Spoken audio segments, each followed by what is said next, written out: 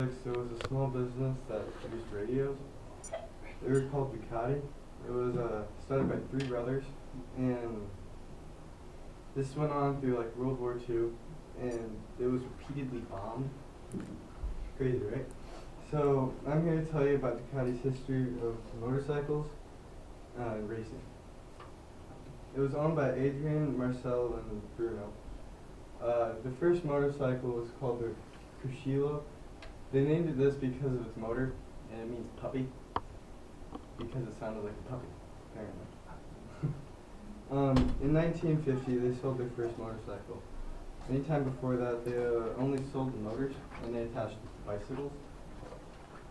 It only weighed 98 pounds.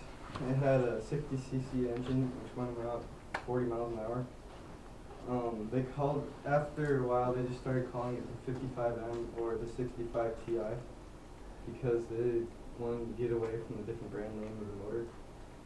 In 1953, they split management and went into Ducati Electroso and the Spinat, I think. In 54, they sold at least 120 bikes a day. Once the 60s rolled around, they made the fastest bike in the world. It was a 250cc bike. It was known for its L-twin motor. It was 4-stroke. Notice it was shaped like an L.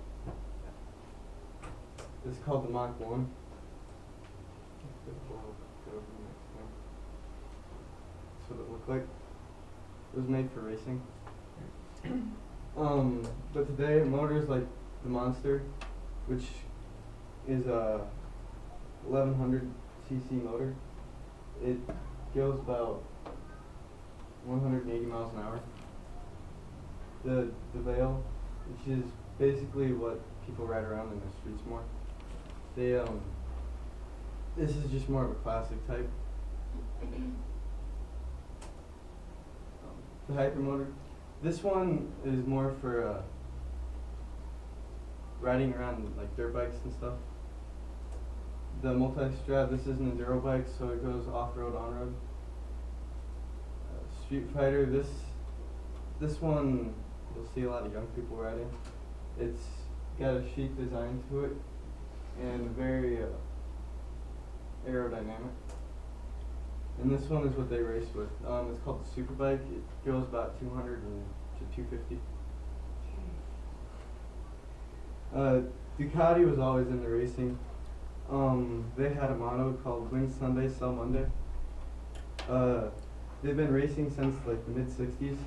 In 2003, they joined the Grand Prix motorcycle racing called the MotoGP. Casey Stoner won the 2007 MotoGP.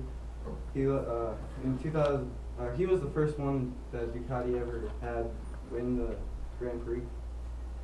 He left in 2011, and the person that took his place was called Valentino Rossi. He's won about 9 Grand Prix, and this year they have a new man called Nicky Hayden, and he's pretty much a rookie in business.